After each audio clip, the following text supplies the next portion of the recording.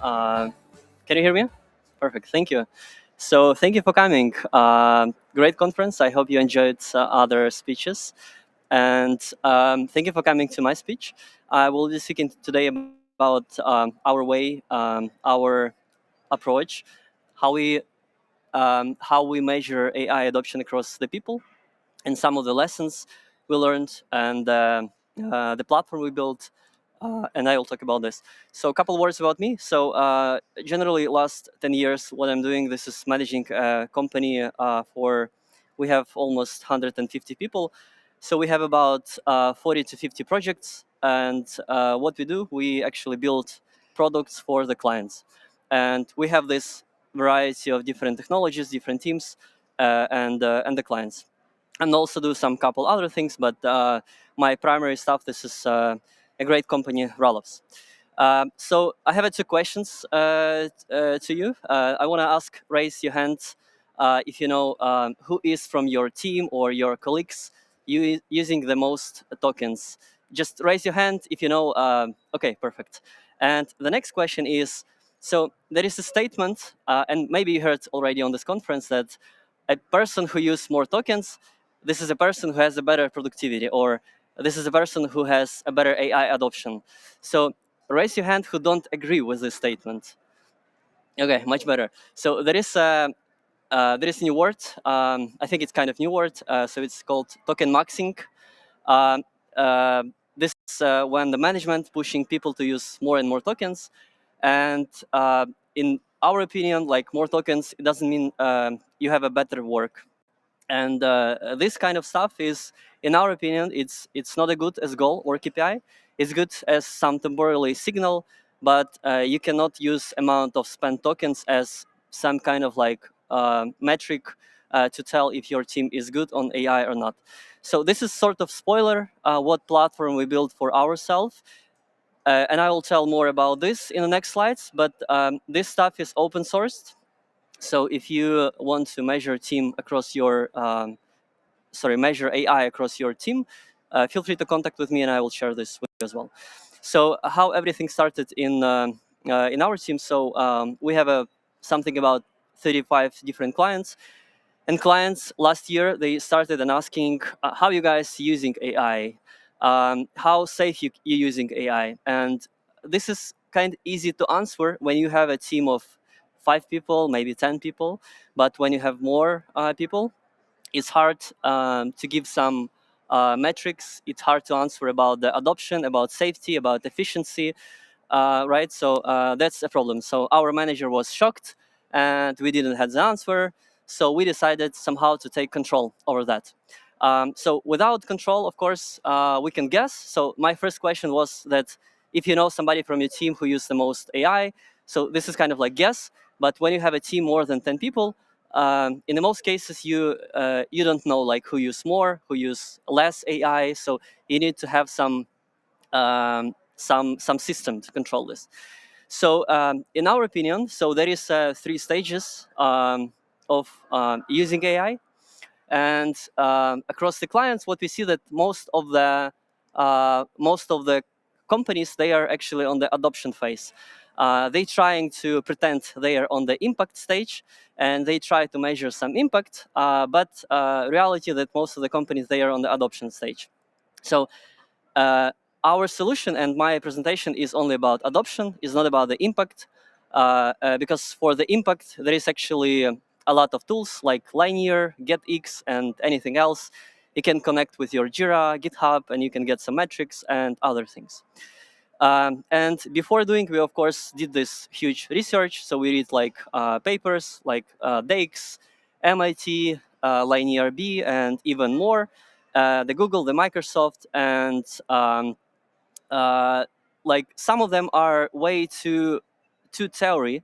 Some of them is like two-way enterprise level. Some of them require connection with lots of your tools, and we can't do this on our end. So we just decided to build something on.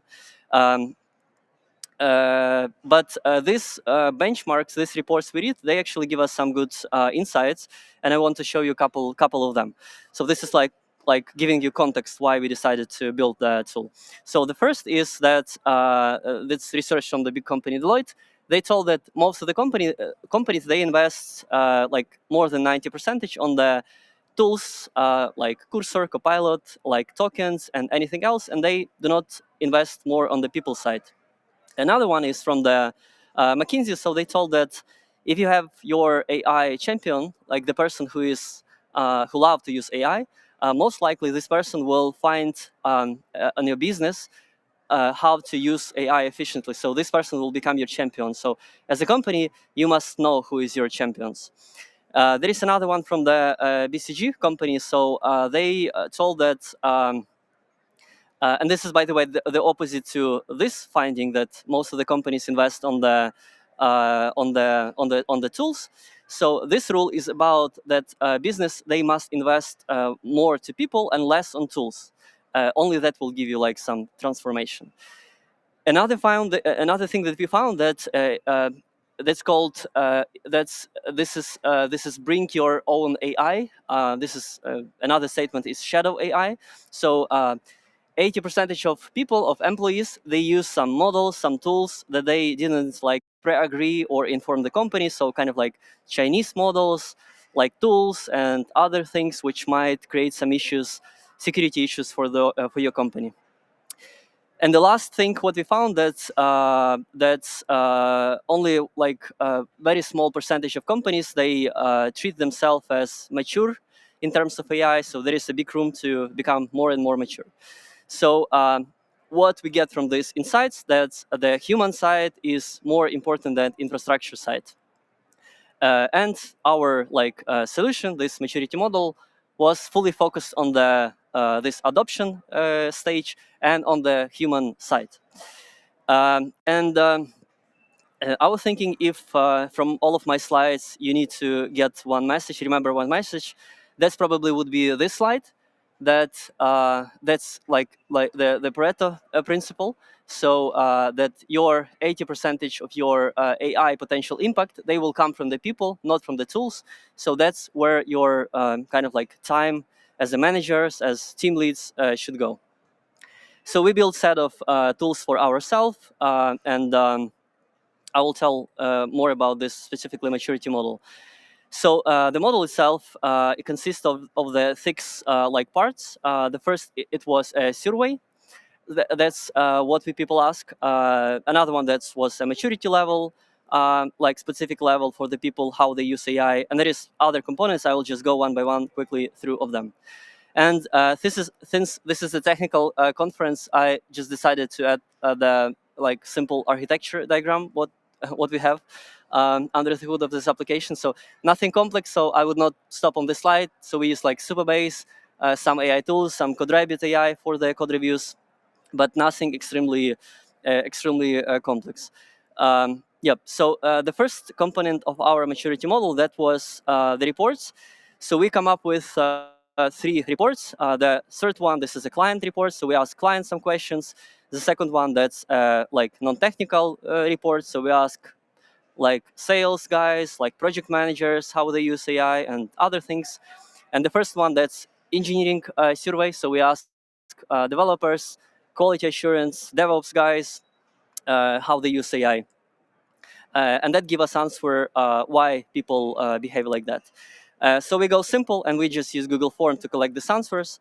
Second component was the like maturity model. So based on the answers, we were able to tell on which level the specific person is. And the level 1 for us, that was more like a cultural level. That's more about cultural adoption. So it's important to have people, to be people as much as comfortable with new tools when the person is on the initial level. Another component that was the way how we structure the results. So we're able to tell what is the AI adoption score for specific person. We can tell what is the AI adoption score for specific team and for the whole company or organization.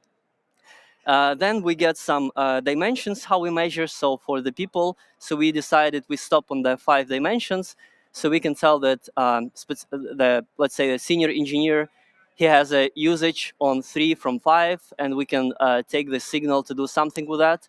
We have another dimensions on the project level and also on the organization level.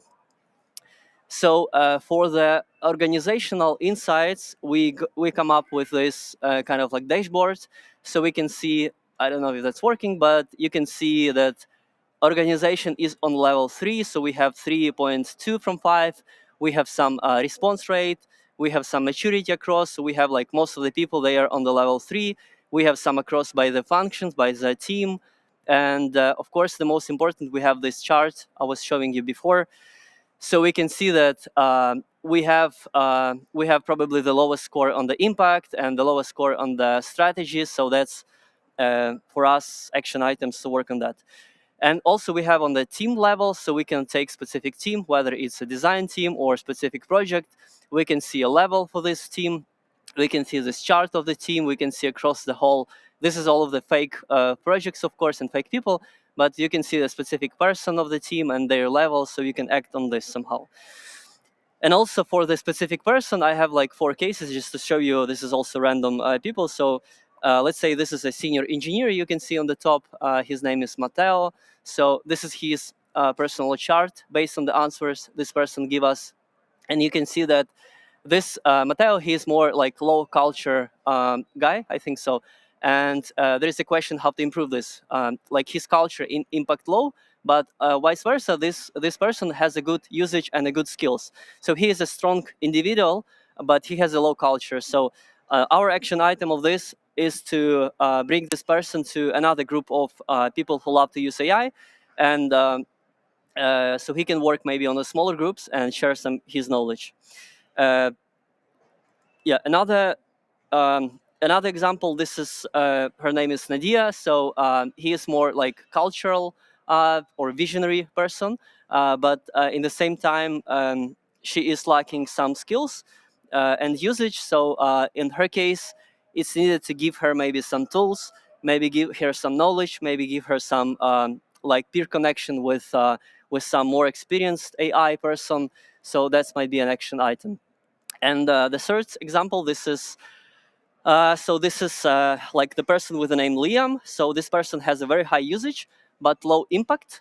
So this is a good like signal, maybe to take a look what exactly person is doing, maybe speak with the product manager, maybe assign more AI related task to this person, because this person is very capable, but this person is not giving enough what this person is capable for.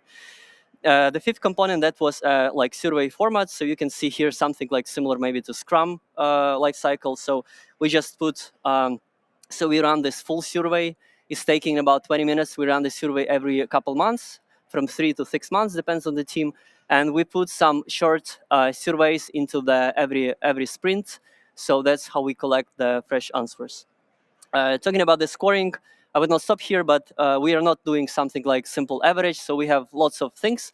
So if person give us like wrong answer on the one question, we correlate with other questions, and we got like proper result. There is couple insights how to make effective AI adoption in your company. So first, what we are pushing, that like culture first approach. So make your people happy with AI.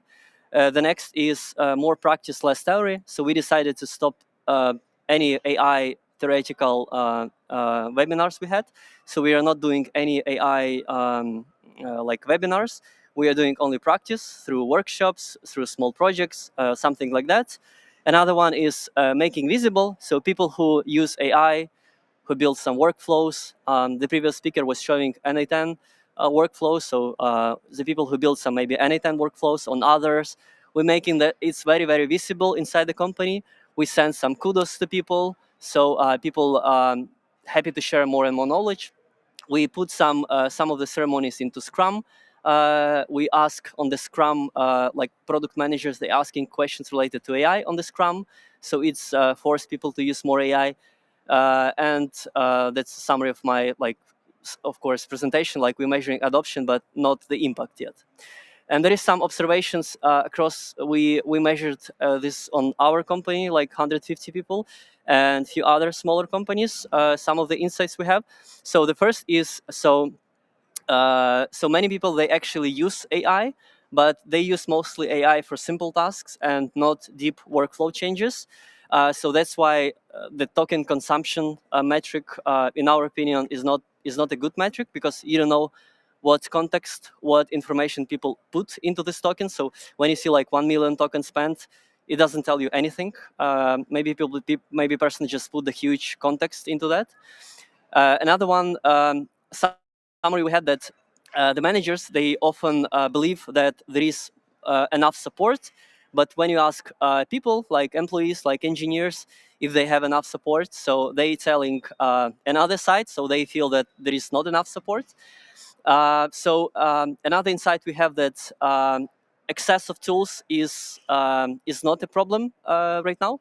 So people has enough tools, and currently the focus should be on the like confidence, habits on the people, and like that. So what else I have? Yep. So real adoption comes from the AI champions and practice. There